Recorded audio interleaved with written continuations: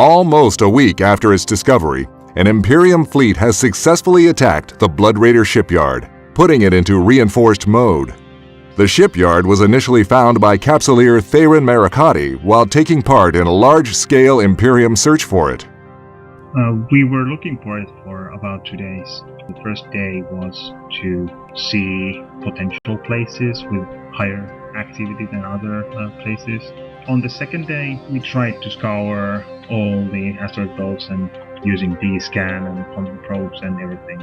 We went with only one pilot per system, and I was that lucky that I was assigned to the system that the SOTO was in.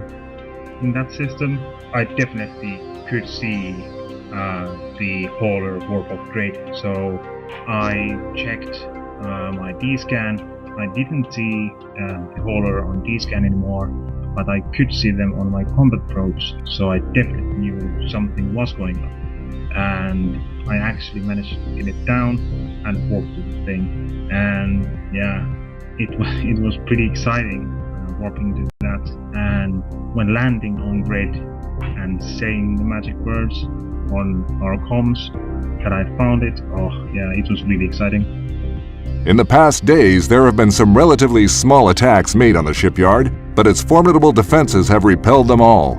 That is until last night, when an Imperium fleet consisting mainly of fast Punisher frigates, who, while flying at high speeds to avoid damage from defending Blood Raiders, managed to inflict enough damage to the shipyard to put it into reinforced mode. The shipyard is located in the system of ETAC DOF-2 in the region of Period Basis, a system controlled by the Red Alliance, and it would seem that the Imperium was granted permission to operate their fleet in the system. As the shipyard becomes vulnerable, the stakes will be high, as it is rumored to contain extremely rare and valuable technology which can possibly be acquired from the wreckage if the shipyard is destroyed. But the question everyone asks is, how can the Blood Raiders be defeated while keeping everyone else away at the same time? Earlier today, infuriated Blood Raider leader Omir Sarakusa broadcast the following chilling call to his supporters.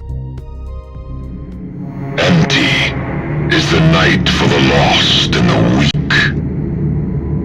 How will you see with false faith blinding your eyes? How will you seize your destiny on bended knees? Lift yourselves up and look into your hearts. Is the blood that flows there pure? Or is it thin and corrupted by gold and the prattle of priests? Now is the time to shine in the light of the Red God. Now is the time to forge your destinies with blood and iron. The covenant of blood is the truth of the universe. A covenant is a beacon set among the stars. Our foundries will blaze with the red flame of construction as every new ship of war is baptized in blood and fire. Let our sacred work begin. Let our swords reap the harvest of the great truth. Become one with me in power and seize life eternal.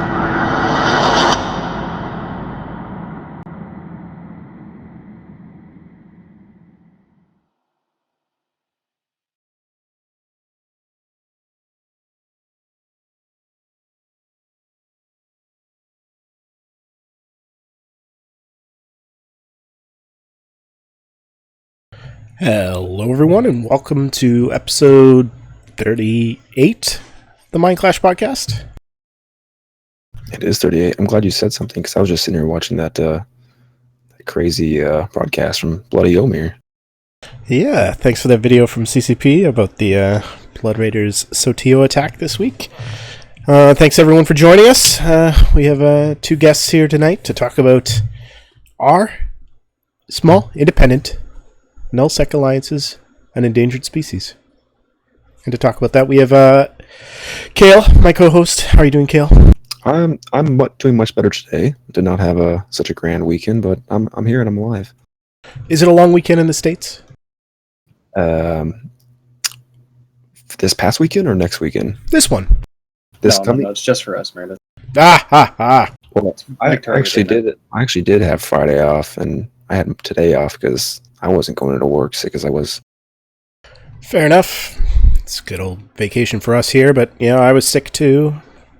Didn't really get out of bed on Fridays. Called in sick to work. 4-day weekend to be sick. You want to know what's horrible? So it was a 3-day weekend for me, and we went up to Dallas because I was going to go to a brew festival, and I woke up Saturday morning to go, and I was like, I don't think I can make this. And we ended up not going at all. So we drove all the way up there for nothing, so I can go to the ER. That is really shitty. Yeah. And to talk about our key topic, we have two brilliant guests with us tonight. Tridgit, you've been on the show before, but can you introduce yourself? Hey everybody, I am the executor of Iron Armada, a small independent alliance.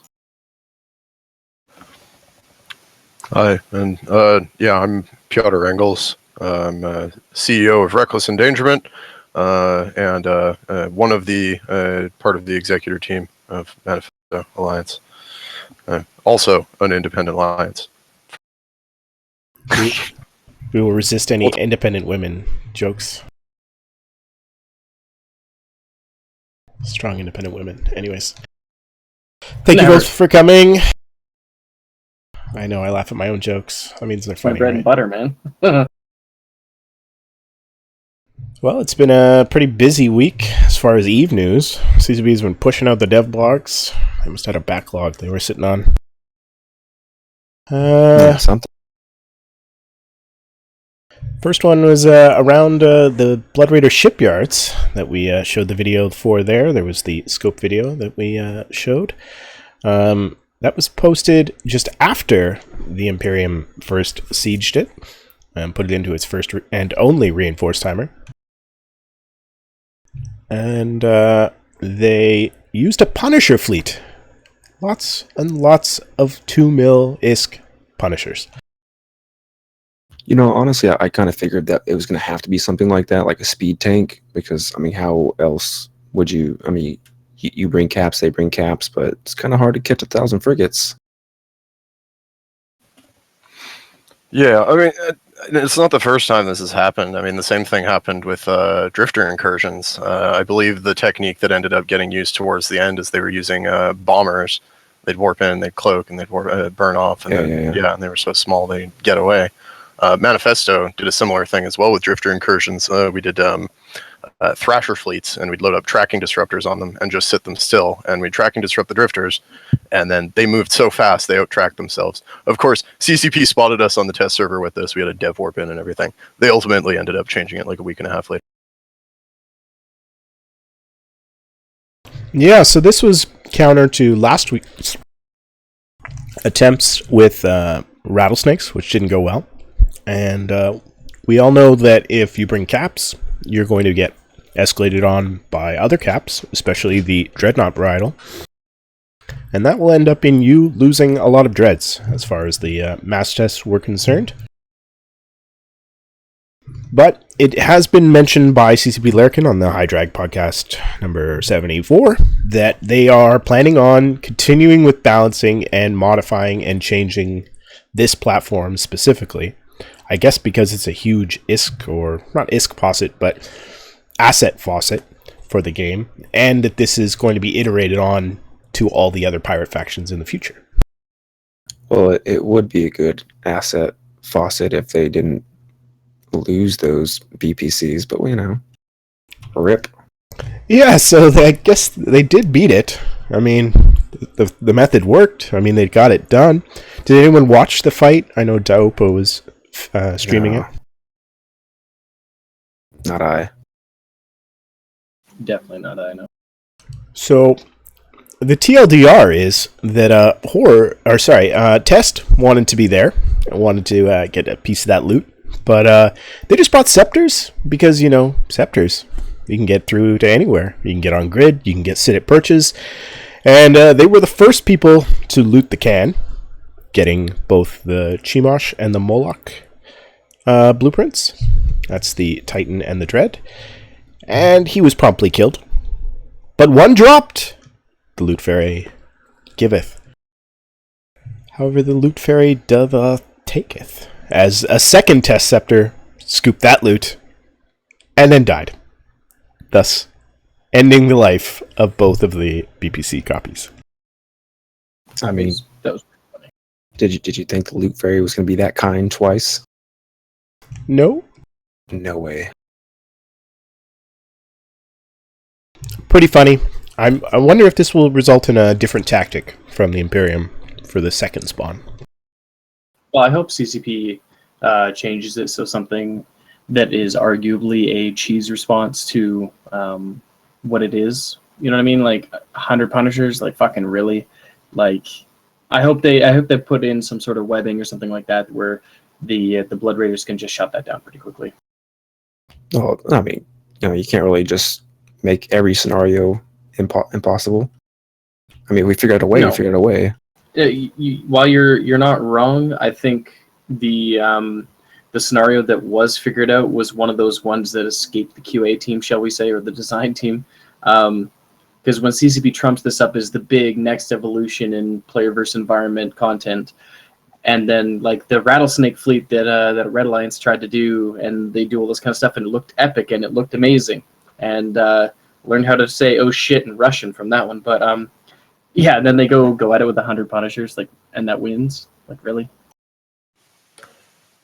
Yeah, I do think that 100 Punishers is probably a little cheese, but I mean, on the other hand, I mean, I'm assuming they took some losses. I mean, I'll say definitely, like I said, we did the Drifter incursion thing with Thrashers. We lost Thrashers all the time. The question is, are you making more money than you're losing? And I actually think that's a kind of interesting PvE thing, is that you're expecting to lose ships. I mean, I think that's, I mean, we have that in incursions to some extent, but people have overtanked it to ridiculous degree. But, expecting a few losses here and there, certainly. Yeah, no, I agree. Expecting losses in a PvE thing is actually really cool. That's like, terrible of me to mention another game, but there are other games where there is an expected wipe during a raid to complete certain things, like doing that kind of stuff. Doing that, translating that to Eve and the way that Eve works is cool, and that's awesome, and that's new. And that's not just mindlessly grinding in, anoms or level 4 missions or level 5 missions or whatever. Being able to go into there and being like, hey, yeah, we're doing this with a fleet, and here's our fleet comp, and here's our support ships, etc. And we're expecting to lose X% of ships just due to the incoming DPS before we can stabilize our reps, etc. Blah blah blah. That's cool. That's interesting, and especially with the loot that comes out of it, like the BPCs and whatnot, are going to be worth an obscene amount of money.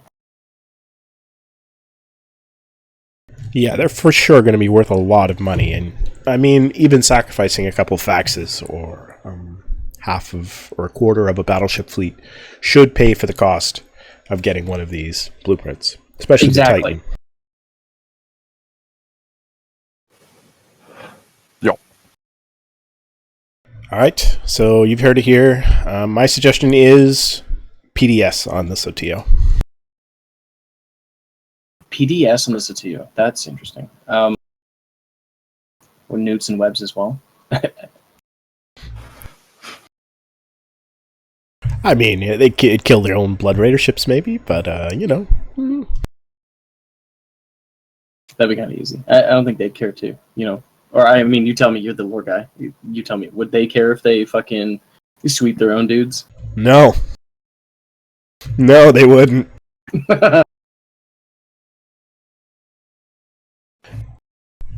Beside that, we also had an announcement of a slight tweak to the skill injector system in line with the changes to Plex that occurred this week. By the way, don't pay 1.4 bill for a single Plex. Yeah, that's happening, guys. That is definitely happening. Stop doing that. Yeah. You're killing my scam. Come on. Just kidding. I'm too lazy to do that. Yeah.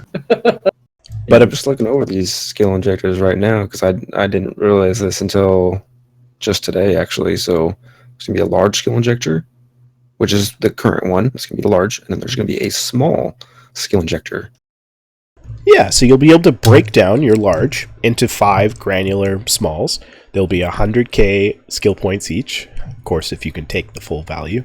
Or if you're like a old bitter vet like me, you're only going to get 30k from each small skill injector. Yeah. But it still adds up to the that's full about it. value, and you can recombine them, or you can break them down. So if you just need to give out a small prize to your newbie, or you need to just get enough skill points to get that skill up to 5, you can do it. Yeah, most of my skills that I'm training for take a good month at a time, so I don't know that 30k SP is gonna really help me out that much. Wait, 30k SP, that's like less than a day's training, isn't it? Pretty much. Am I math retarded?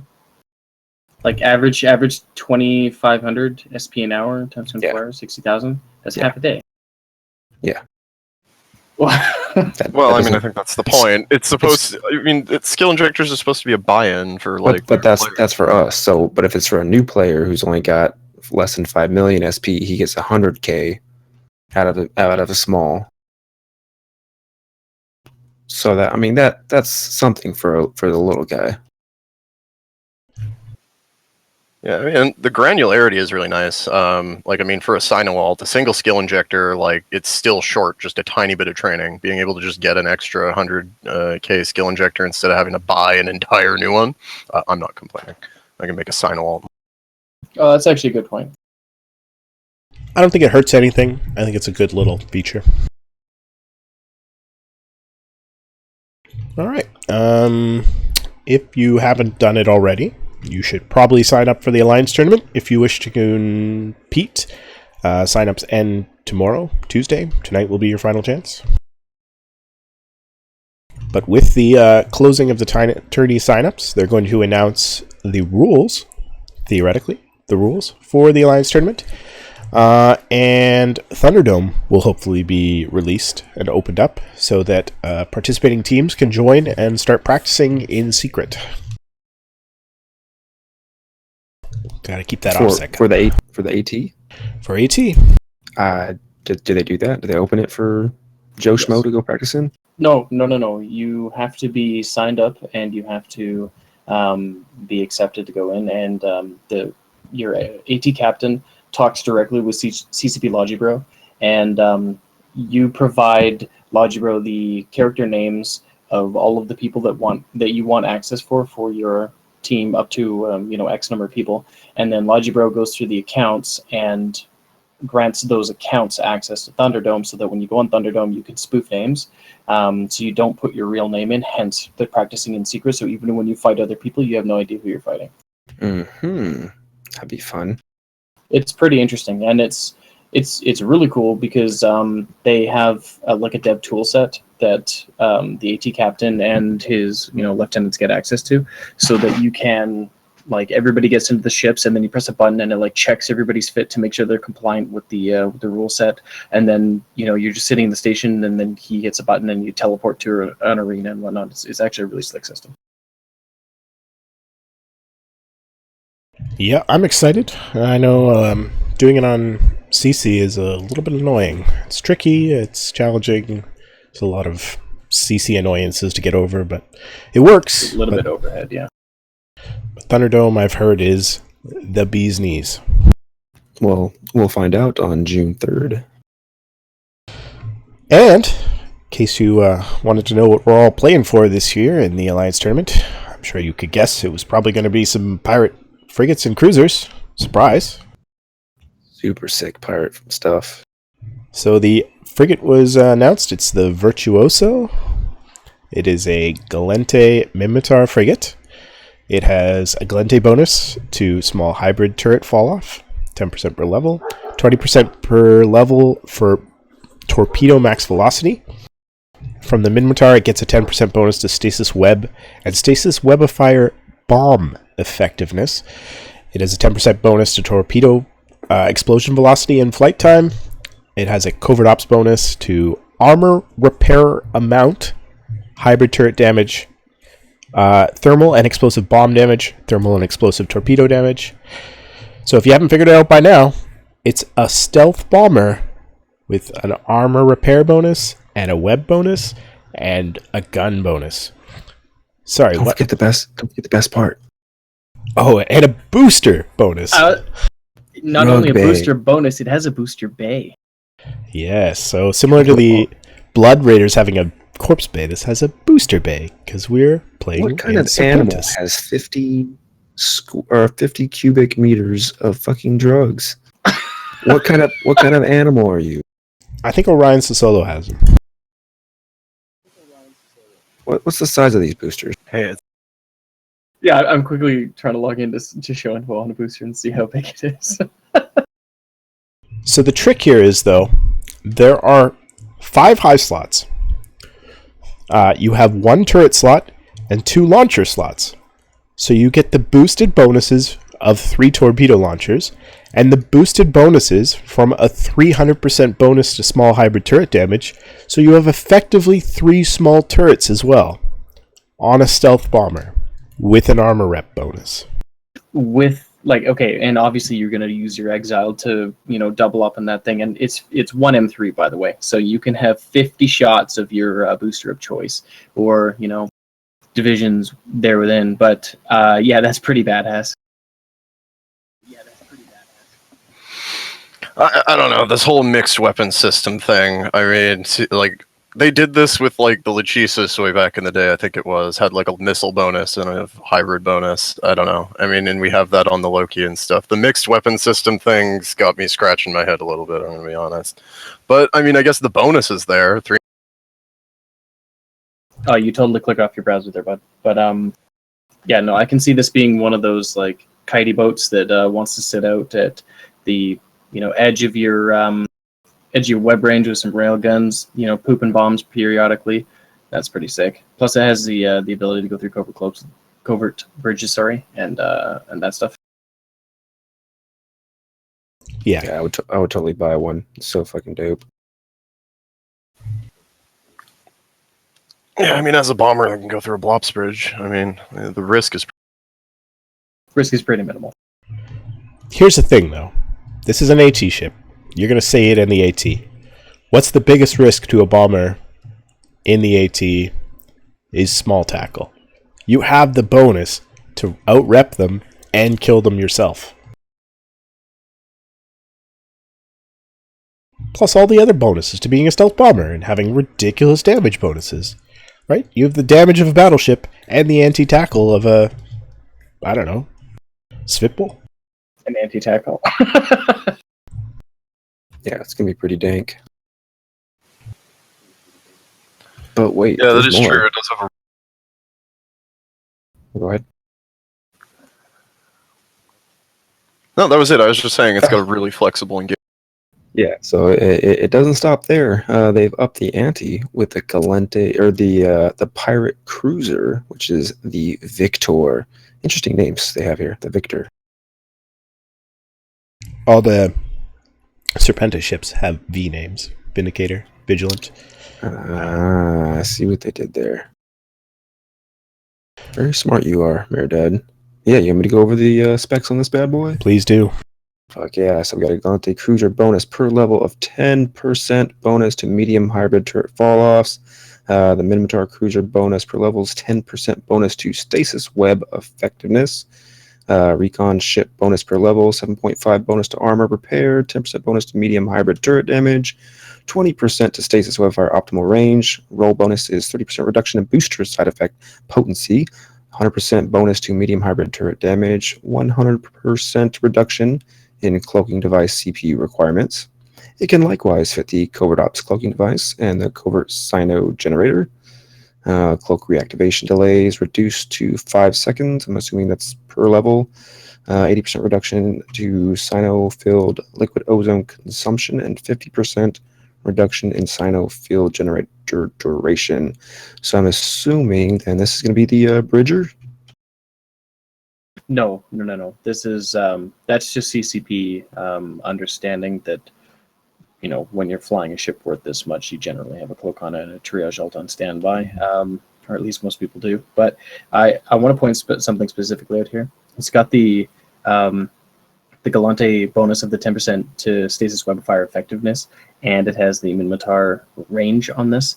Plus, it has 5 high slots with 3 turrets, but 100% damage bonus to the hybrid turrets. So it's got 6 turrets. This thing's a fucking beast. Yeah, hold it out there where I want it, and then just vaporize it. It's 1 M3, man. For the Okay, so we're looking at 1 M3 per. Interesting. So for this bad boy, the Victor, you can fit 100 boosters in the booster bay. Not to mention if you want to just throw some in the cargo hold and be an all-out animal and party till the break of dawn. Toot toot.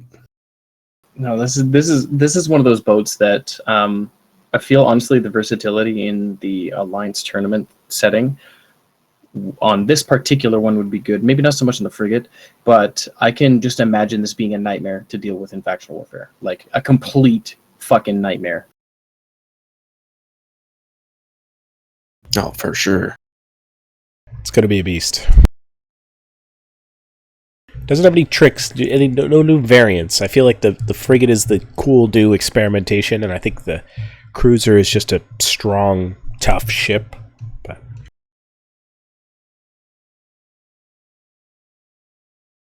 well, on top of that, participants are going to receive the Serpentis Victory Edition skin for their Serpentis ships.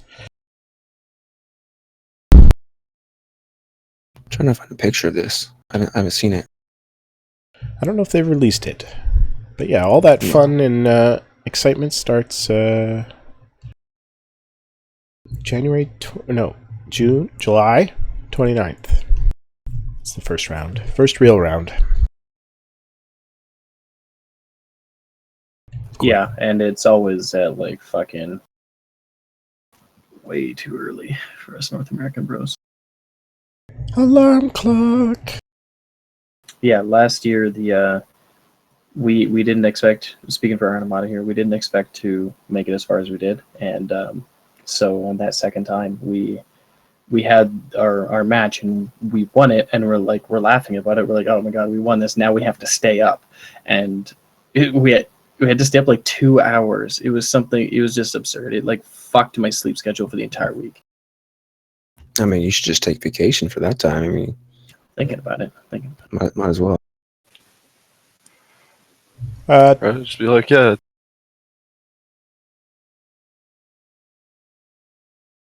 Sorry, go ahead, Peter. You're having a bit of a delay when you come in. Huh? Oh, I said, okay, yeah, I said it's like esports. You know, you got an excuse, you know? Yeah, for sure. You're doing extracurricular activities to tell me you're like a famous internet celebrity.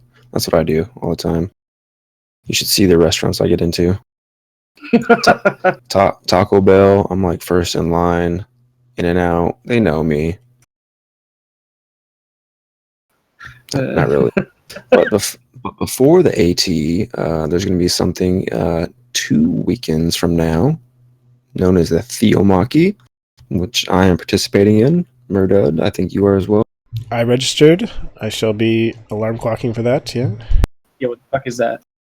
So, Theomachy, is this the second or third time they're putting this on? Might be the third.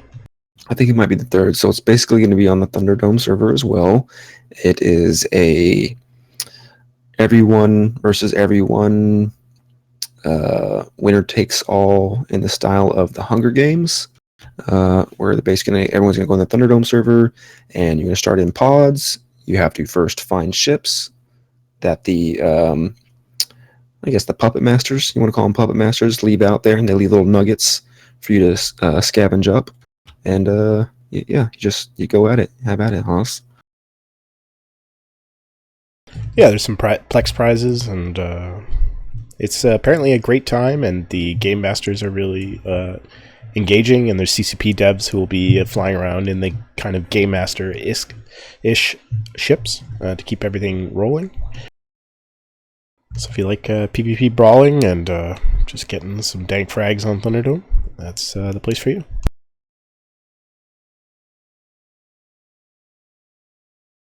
So yeah, you have till the 25th of May to register for that, so this is the last week. Yep. Got a few more days, so you better register. I mean, why not? It's going to be fun. We're going to stream it. We're going to get some laughs. I expect to last approximately 23 minutes, and I only say that because for the first 5 minutes you can't be killed, so That's what I'm going for. I will not primary you. Why? Thank you. I thought we were gonna be partners. He's lying to you. I thought we were gonna be teamsies on this one. Okay. All right, so there's some other quick things that are coming down the pipe. There's a watch list change on CC showing the ship icon beside the player's name and their health bars. So now you know when your buddies died, and now they're in a capsule. It's amazing. That is a good change.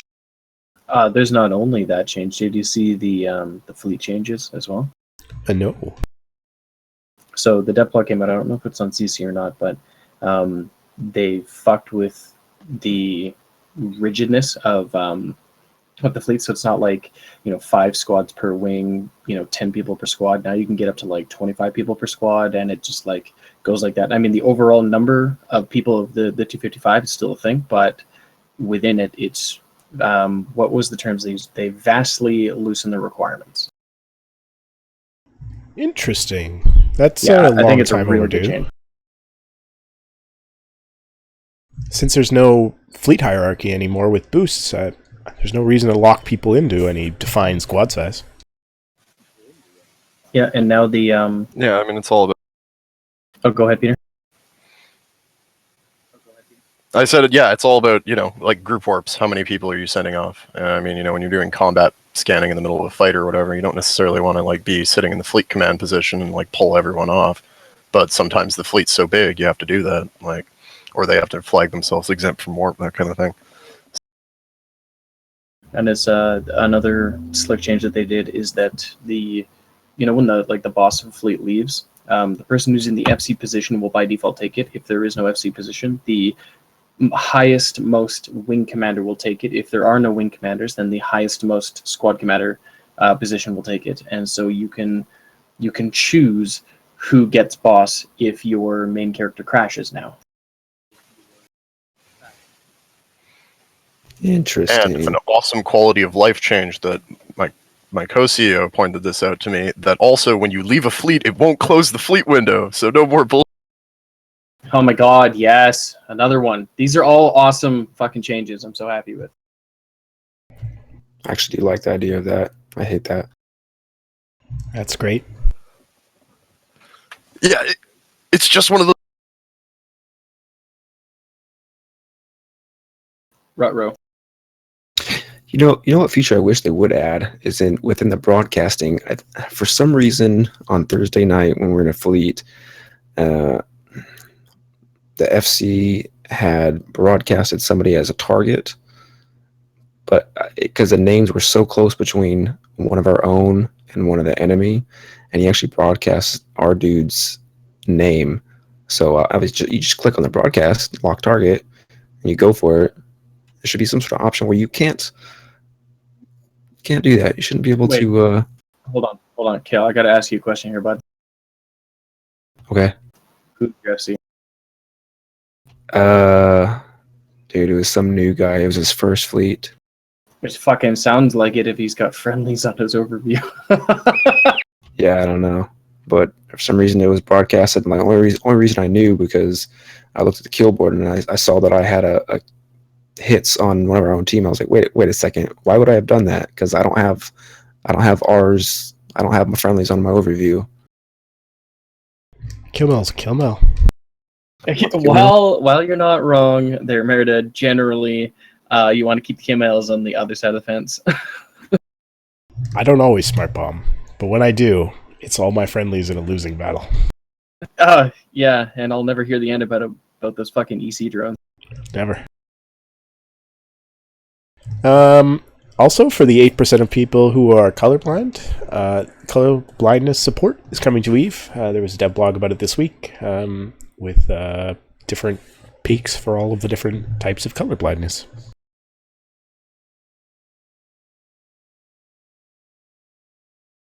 Nobody here's colorblind? All right, cool. No, I'm not.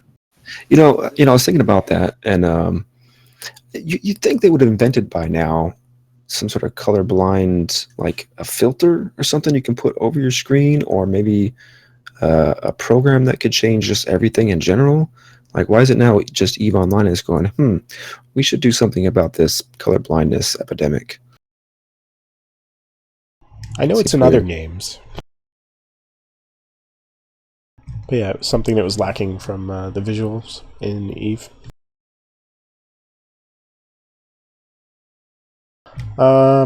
There is a strategic cruiser focus group being asked for by Team 5.0 for the upcoming changes to the strategic cruiser. So if you are a strategic cruiser expert, you know everything about all of the different fits and all of the different modules, you should go outside more often and then submit your name to the strategic cruiser focus group. And how does one do that?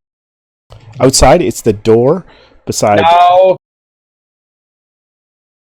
It is in the dev blog. Kael can link the link in channel there. But yeah, should be on the forum. And Linked. there we are.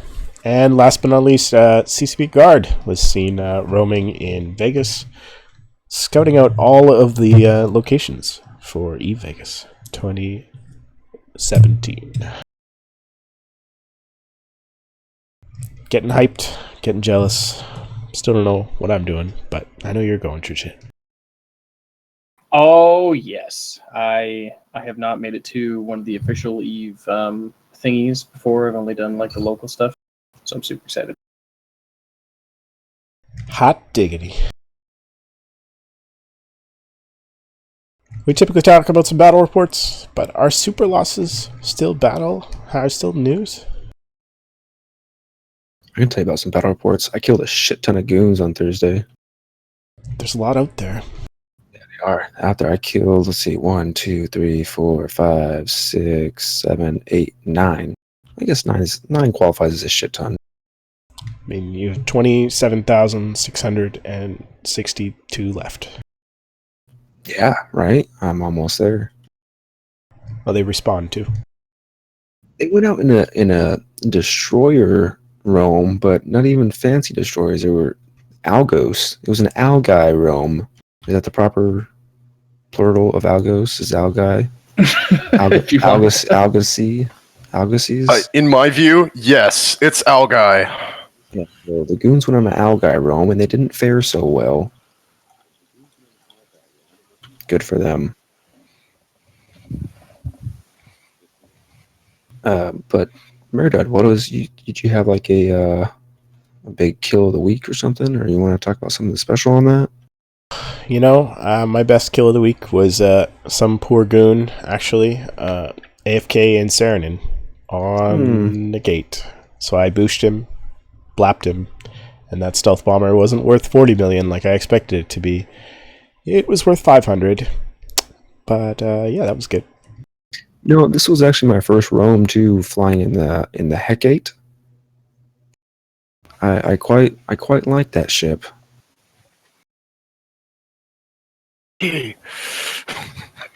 Anybody else flying the T3Ds? It's Hecate. It's the Hecate. It's Hecate. Professor. Oh, God. They said CCP even said it. It's the Hecate. No, go watch the CCP the introduction video with the French guy talking about. Look, I don't speak no fucking French. It's an American guy. I mean, it's based on the Greek name for Hera. Potatoes, tomatoes. I hecate all these pronunciations. That is not. That's not a saying. That it isn't. It sounds like a saying. But yeah, the Confessor and the Jackdaw. Jackdaw, that's the one. Those Sweep, two, Sweeple. they make pretty solid fleet comps. The Swipple's cheesy. No, Gets Sweeple. wrecked by a Swivel fleet comps get wrecked by both Confessor fleet comps, hilariously even through their resistance, but also the Jackdaws.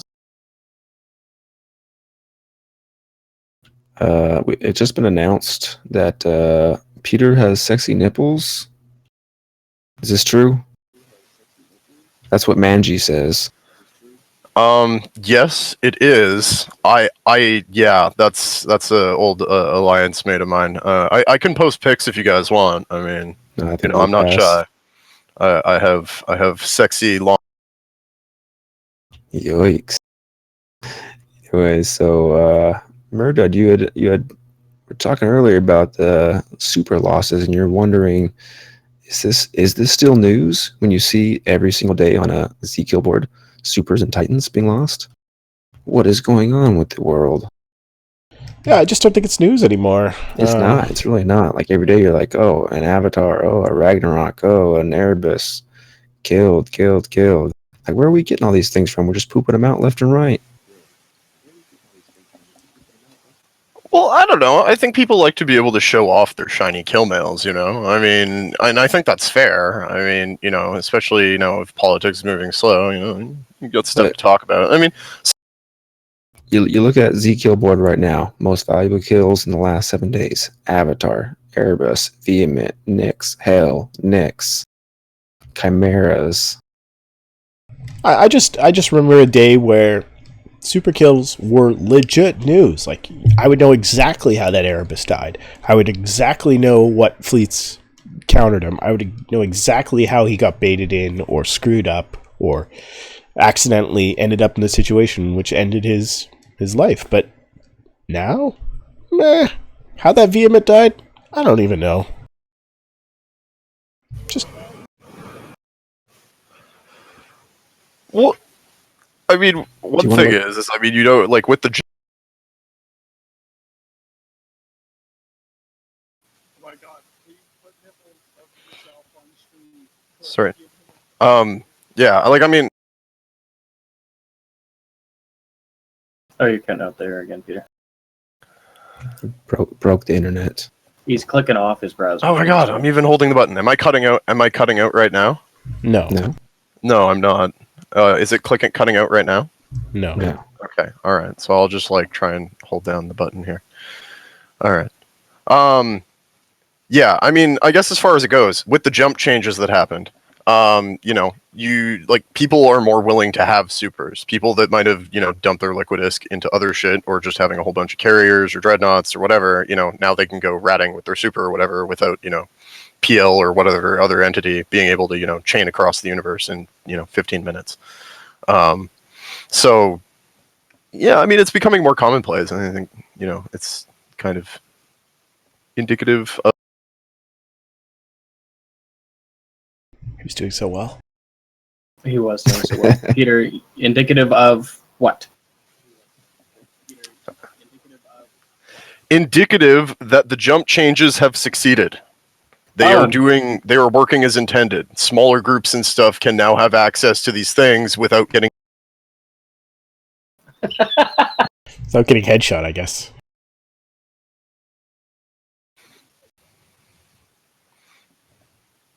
Right? Like, it's like in Great Wildlands, for example. You have these guys, they've been in and out of the region, Nulset Shania. Like, literally, they're running around gate to gate with, like, Titans and Supers and stuff, and, like, you know, soloing towers and stuff, because nobody's there to stop them. Nobody wants to, you know, try and jump over another region. Like, it'll take them, like, an hour to get there. So, I mean, it gives a little bit of impunity to people, and so that's why we're seeing...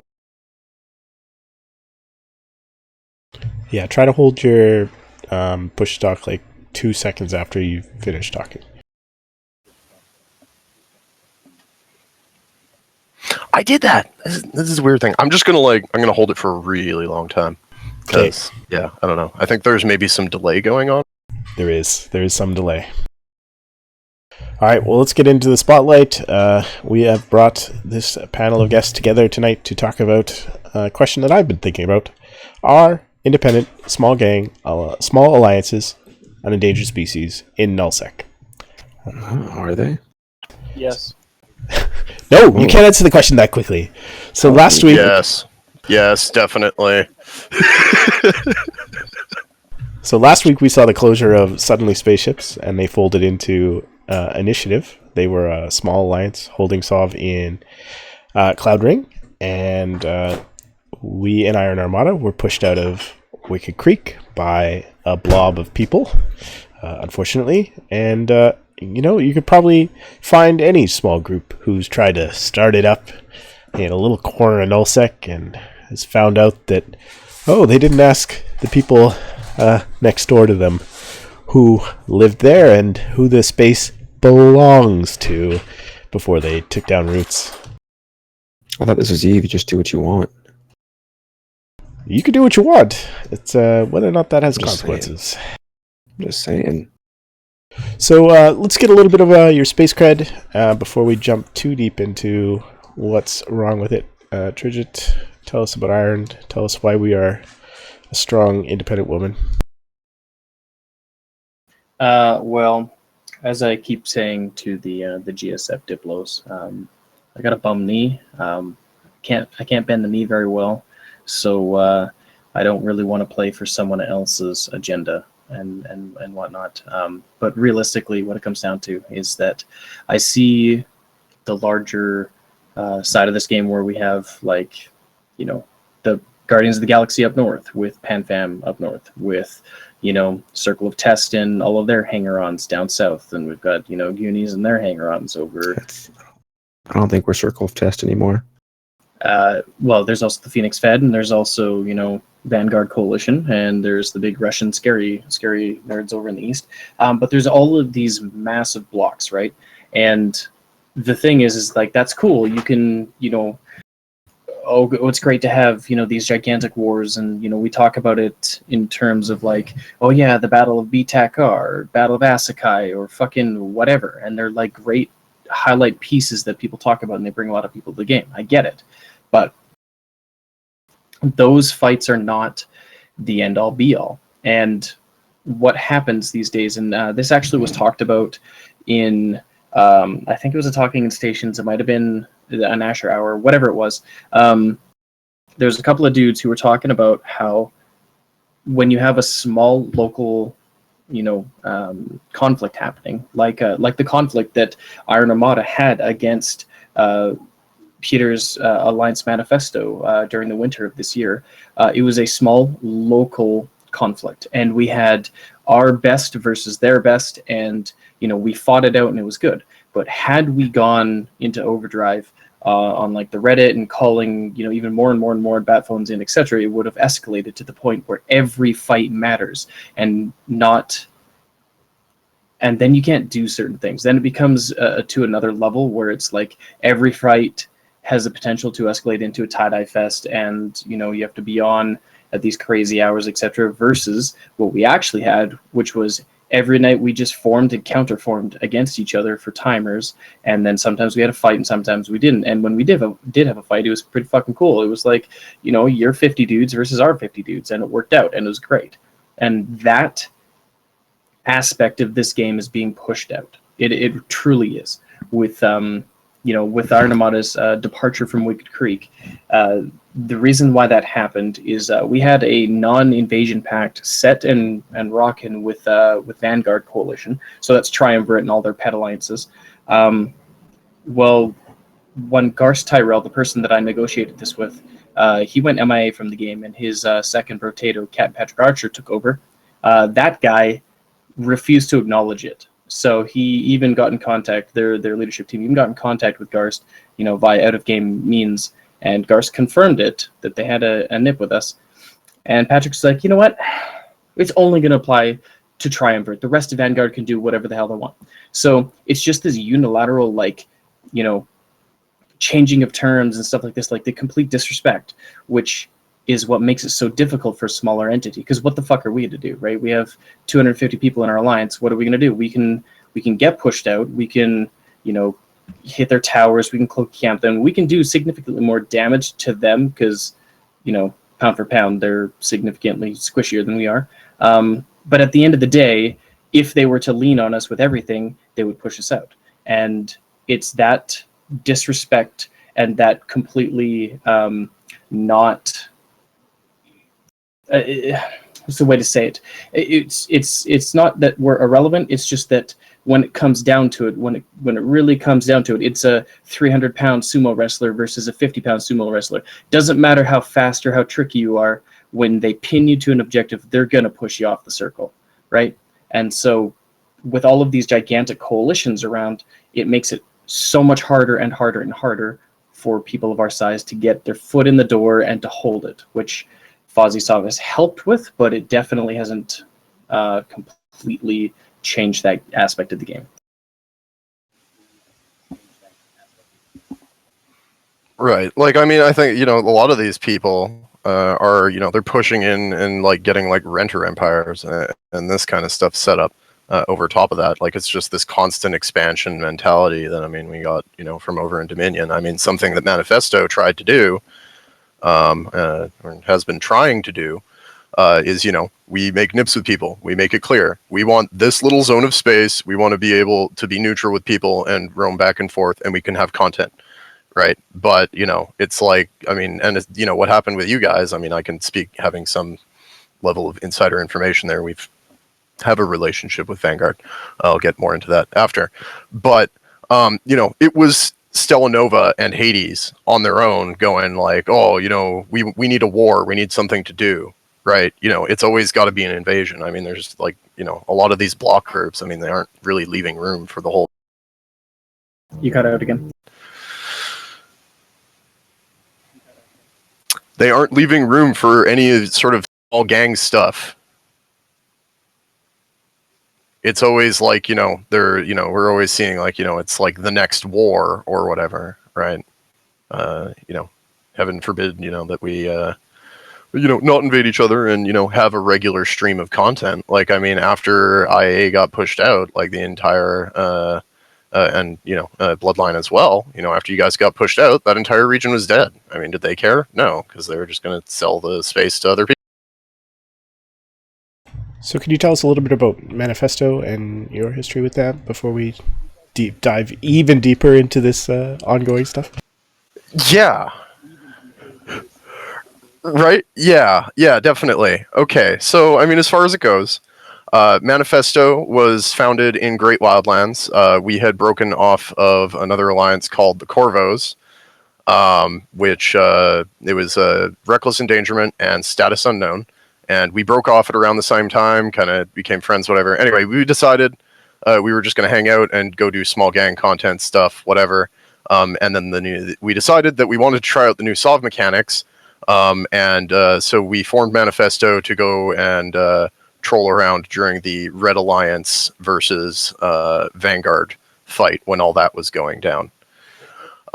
We did a couple ops here and there. That was fun. We ended up making friends with NC Splinter Group, Memento Moriendo, and then we got into Scalding Pass, and we were you know, fighting you know, Feign Disorder and stuff like this.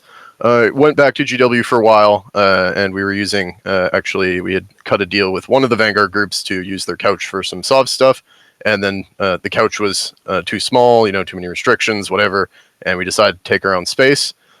So we went down to Wicked Creek, and we had some a friendly alliance down there that ended up merging with us, and we went down to Wicked Creek and sort of carved our own path with, you know, the support from different places at different times, but mostly on our own. You know, first we just wanted duo and stuff, and you know, eventually now we own like, I think like a third of Wicked Creek or something like this. We've always been trying to just sort of be neutral with as many people as possible, you know, go out there and get small gang fights and that kind of thing, and just sort of have enough to sustain ourselves. Things are changing. I'll get more. Great. See, Tridgit? See? Anyways, so I'm going to quickly show a slide for our viewers here. If you're watching, we have two maps up here. This is the Verite influence map that you can find online at sov.space.com, I think. So on the left is the Alliance influence map. You can see a whole lot of different colors showing all the different groups that own space in Sov Null. Obviously, the middle is HiSec. But on the right, you could see the Coalition influence map. And that leaves very few areas that are gray as neutral states. You can see the drone regions on the right, the Guardians of the Galaxy on the top, the Imperium at the bottom left, and then a couple other mixed groups through the south.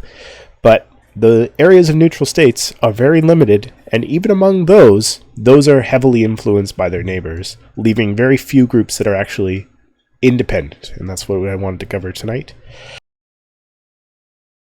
Yeah, I want to point out something here. There's a neutral states on the left-hand side here that basically brackets over Cloud Ring. Those are not neutral states. Those people have direct nips with Guardians of the Galaxy or with Horde and stuff. So this map has it wrong.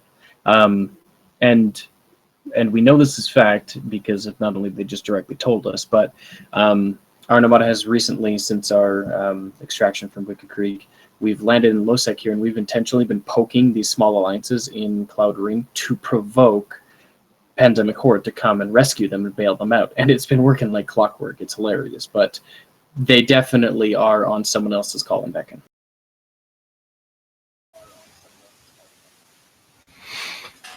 Well, I mean, look, I think that a lot of people, you know, I mean, especially as a small group, and this is something that's been raised, is that, you know, you do need to make, you know, some concessions. I mean, if you're going to have neighbors, I mean, you need to have some terms with them. I mean, if you're in a permanent state of war, I mean, especially with the blob factor, I mean, you're kind of screwed. I mean, from that metric, and, you know, we've never been independent because we've had nips with however many different groups, you know, including your own. Like, I mean, I don't know, like, does that mean that, you know, we were simultaneously part of Vanguard and the Heathens at the same time? Oh, okay. So the metrics of how I would explain what you're talking about there is that when you and I had our non-invasion pact, it was very simple. It was, I don't have any structures in your space. You don't have any structures in our space. We don't cloaky camp each other, and we don't hit each other's structures. It's like super simple. The difference here, the difference that I'm talking about, is that these people who are living in Cloud Ring, they don't hold any of the good moons even within their own space. Horde does. And they're living on, effectively, they're being allowed to have that space because Horde is so graciously offering them the opportunity.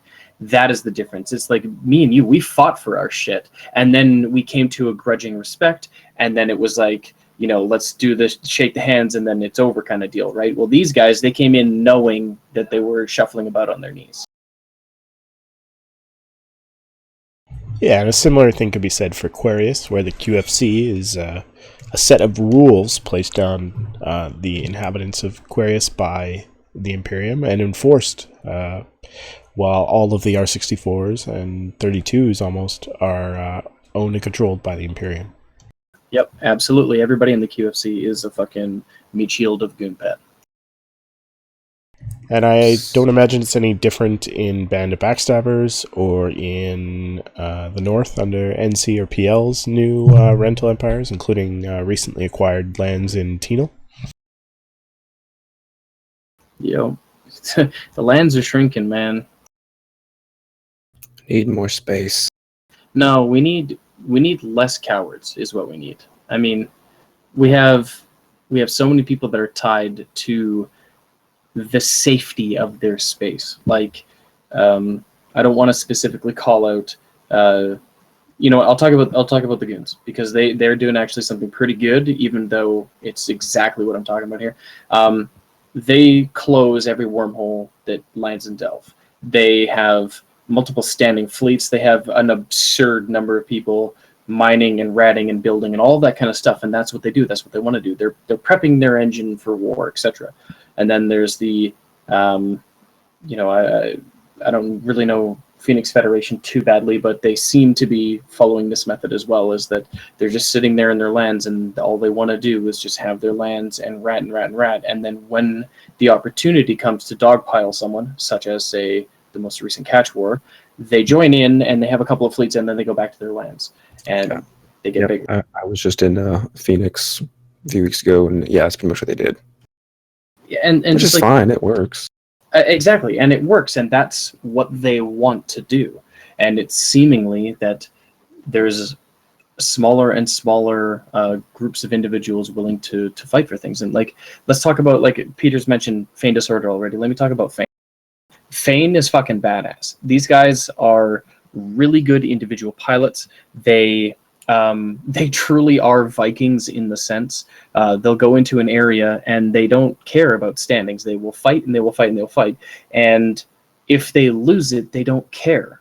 Like, that's the key. Like, they are so unique in that they were willing to, during that catch war that most recently happened, Vanguard was like, we are going to kick you out, and fucking that's that.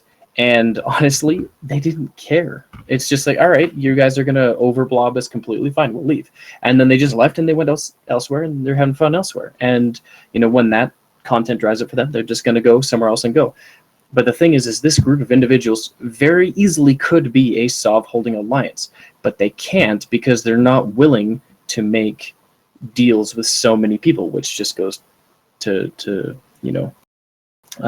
affirm what, Peter, you said here, is that if you go in, you have to play the political game to even think about holding Sov these days. Look, I mean, even the clueless space nerds held Sov for a little while. I mean, come on now. They're clueless.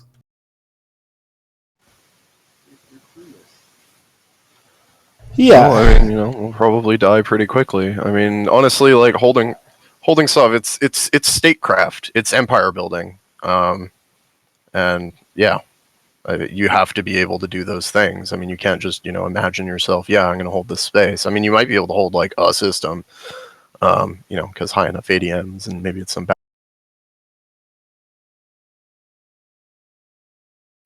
Yeah, I mean, diplomacy is going to have to be part of the game, regardless of how big your group is. But is the mix of diplomacy between just don't invade me, please don't attack my stuff, we could be neighbors, but let's not kill each other immediately, let's just roam our space occasionally, don't be dicks. Is that fine? That's fine. That seems fine, right? But is the diplomacy of like, well, please come to every one of our CTAs ever, and please pay us, please give us all your moons, and then we'll let you hold the space and run as many havens as you want. That's sitting on someone's couch, or intentionally being someone's meat shield right there. So a question in the Twitch chat from Dude Where's My Nicks. He says, with the changes to the moons, I'm assuming the moon mining, will this change how the bigger coalitions work together? I'm going to say yes. I agree that it's going to change a bunch of things. There's a whole host of people, especially like the low-sec empire people, who are up in arms about these changes because, hilariously, the nullsec people, who are the null bearers, the people who are ADMing their space, etc., these people are going to benefit from this. Maybe not benefit, on the alliance level or the organization level, but definitely at the individual level, depending on how it is set up, they're all going to benefit on it, because now instead of, all our 64s going to an alliance fund to do blah, now the individual goes and mines that out, etc., and gets taxed on that. So individually, everybody's going to be much more prosperous.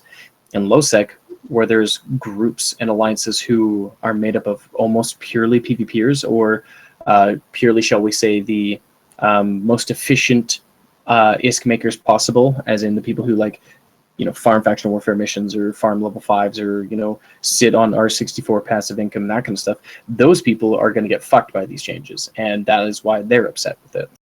Yeah, but there is going to be that, the ledger, that's going to be a tool for alliance leaders to use. So they're going to see, who mined what. I mean, at which point, if you had like a quota, say like hey, this call to mine is going to go out, and you got to give up, X amount of the stuff you mine, and they don't. I mean, that's kind of on them. So that's going to be a tool to track and mitigate some of that selfishness and quick ISK grab.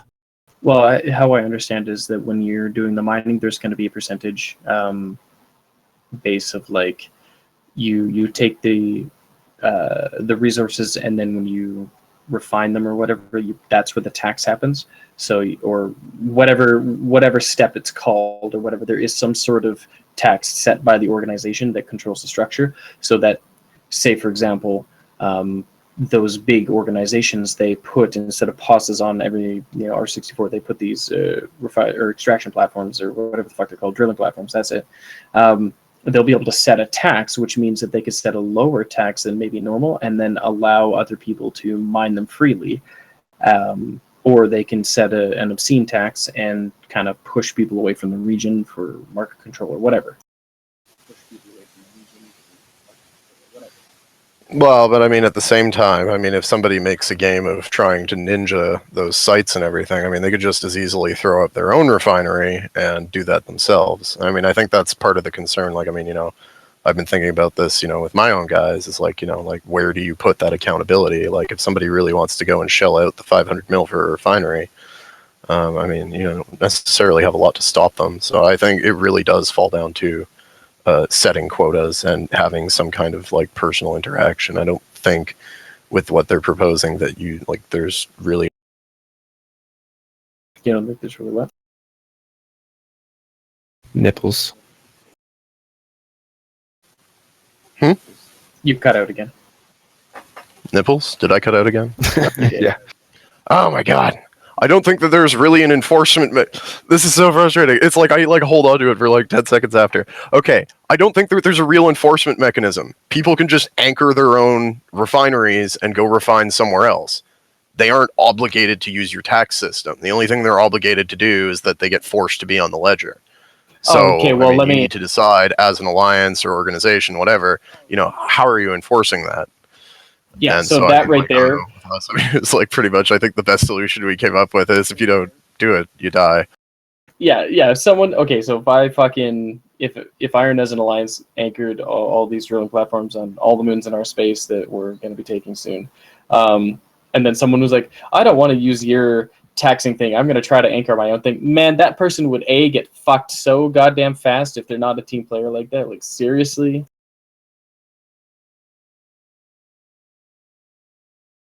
So, do you think the moon changes overall are going to have a positive influence on our small groups, or Yes, positive. Yeah, absolutely 100% positive. Like, I mean, yeah, these big empires and stuff that expand over these just massive tracts of space, like we're going to see, like, maybe it's only like a few moons here and there. Maybe it's not even all the R64s, but at least people in smaller groups are going to have access to even some, you know, mid-grade moons. And especially on the low-sec end, I think it really opens up industry options there that, you know, frankly just aren't worth it when you have the option of, like, null-sec and stuff.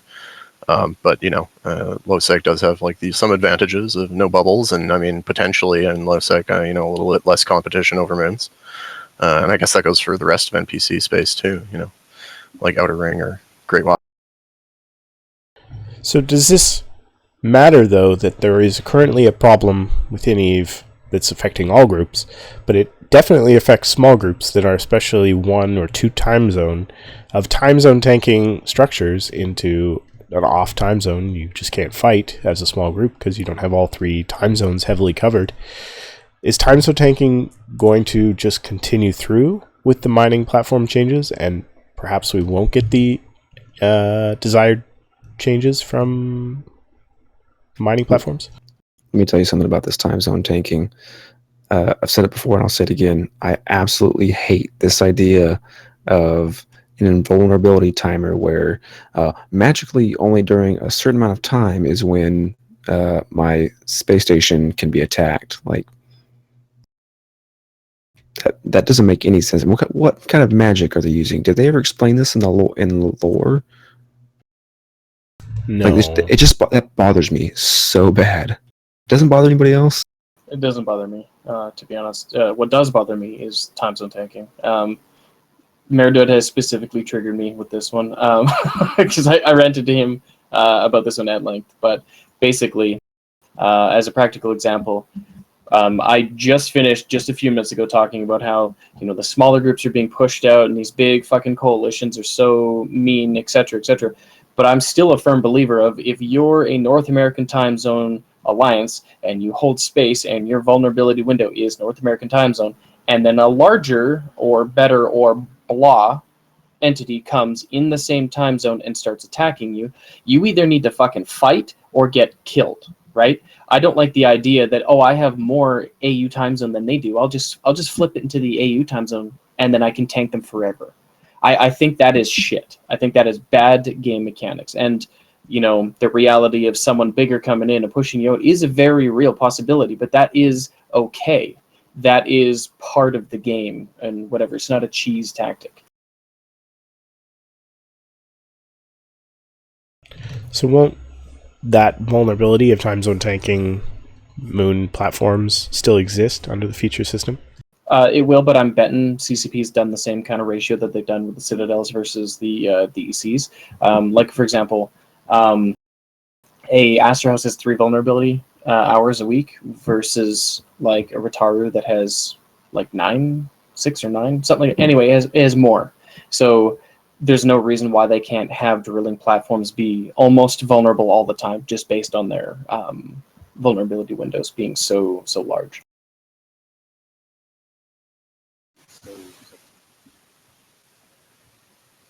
Yeah, I think that's definitely the way to go about it. Like, we need to have resources to fight over. I think, like, so yeah, I definitely, I think that's where they're going to go with it. I mean, I haven't looked at what vulnerability windows they're thinking about, but if they make them big enough, then I mean, that's good. I mean, as far as the whole time zone tanking like Astra Houses and stuff, I don't know. It's a blessing and a curse, really, because I mean, as a smaller entity. If they can attack you in any time zone, I mean, you're more screwed than I mean, like for example, IA versus Vanguard. They had a lot of U time zone people. We had a lot of pressure, like, oh, you need to come help attack IA because you're in a time zone. Like, so I mean, it's a blessing and a curse. But wasn't this all supposed to be solved with Aegis Sov, with this new system that was going to mobilize the small group to take and hold Sov, to reduce your vulnerability windows to small little slivers? If you lived in that space, that was your space. You get to own it, control it. What happened? 2 things happened. Number 1 is that it only takes 3 days to flip your vulnerability. So if I'm North American again, and some big other North American time zone group comes in to try to take my shit, we just need to hold up for 3 days, and then that AU time zone tank comes into full play, and they're fucked. Number 2 is that when it's trying to entice a whole bunch of people coming into nullsec and that kind of stuff, I think it actually worked. I mean, there's more people in nullsec, and nullsec is thriving significantly larger than before. It's just everybody has coagulated into these gigantic coalitions. So whether it worked as intended or just sort of worked is up to debate, I suppose. Yeah, I think that I mean, from the get-go, like when things started, you definitely had a situation where it was working as intended because people didn't understand the mechanics. But I think people have learned how to N+1 this stuff, right? A lot of people still wanted to run around flying these giant ball of death kind of fleets. But you need to be a little bit more flexible. And like once people actually figured that out, now we're seeing N+1 come into play again. Yeah, I actually like the Sov system now. There's a couple of things that could be tweaked, such as cloaky camping that needs to go away. But outside of that, I like the idea that geography matters. So not just jump range geography for capital ships and Sino blocking and that kind of stuff, but actual constellation geography, changing the value of a constellation and the tactics that you can use within. I really like that stuff. And I feel that this is the right direction. It's just there's some things that need to be changed or tweaked, should I say.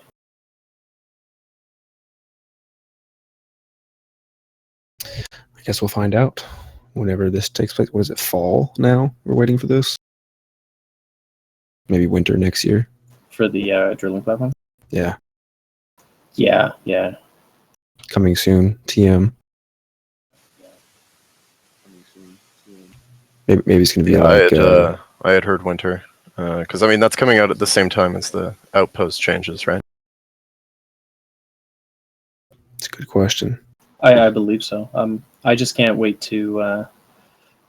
I can't wait to see what the final CCP word is on the parity for POSs for super capitals, because again, Not everybody has a keep star.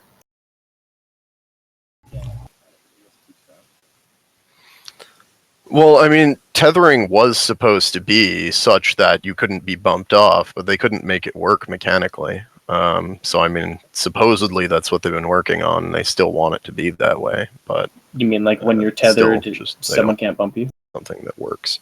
I mean, yes, exactly. Yeah. Oh, okay. No, if that's a thing. Shouldn't be able. Yeah, fuck it, dude. If that's a thing, and then they would be a parody. Almost a parody. I mean. Yeah, so real quick, another question from Dude, Where's My Nicks? He's asking, are structures now the Sov holding glue and no longer the hubs? Will Sov no longer matter? Okay, so there's two answers very quickly for that. iHubs are still the Sov upgrade system, and TCUs are the like flag on the map system. So together with a TCU and an iHub, when one group of individuals has both of them, it counts up your strategic index so that you can put some fancy stuff down, like the jump bridges or whatever. But in the introduction of citadels, for example, sure, it takes far longer to anchor a citadel in someone else's space. If you successfully do it, the removal of the need of Sov is very real. Like, as an example, if you have a Fortizar in every system in your constellation, you are significantly more difficult to get out of that space than someone who has, 5 or 6, say, current generation outposts, because they can flip those outposts very quickly.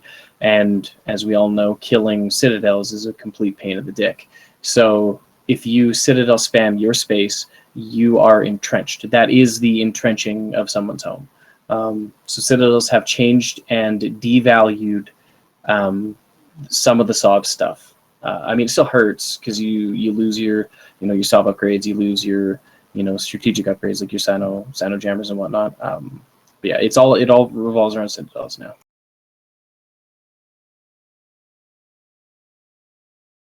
So, I mean, it's obviously tough out there. There's small pockets of space available to be taken. Some areas which don't have full coverage, full ADM support, obviously. There's potential for options out there, but how do you see your individual groups moving forward?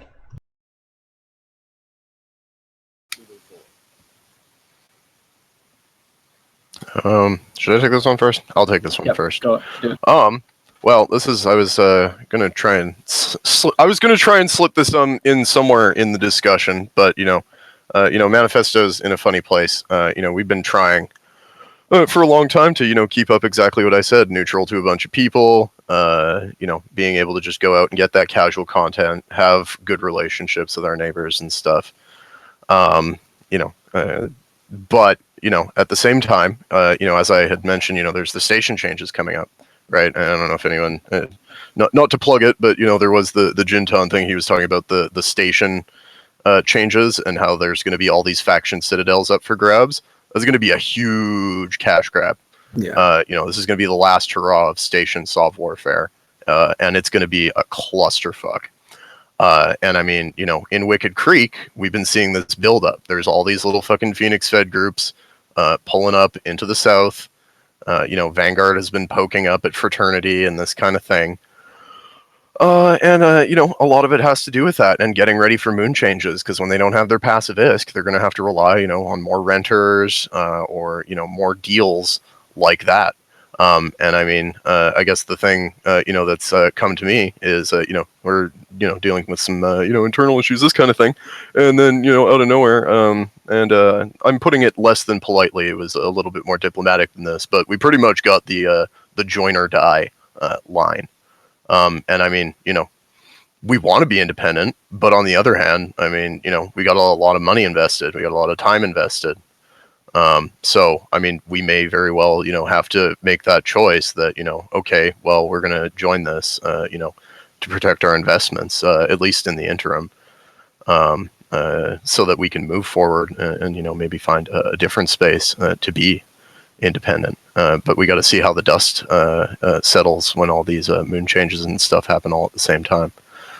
So, yeah, I mean, We're yeah, like we just got pushed out by the blob. We don't really have that option. That option, or that blob being which one? Was that Phoenix Fed or Vanguard that said that to you? That was Vanguard, which is odd. You know, we've always had a really good relationship with them, but I guess they want to consolidate into Wicked Creek, so I guess that's what's happening.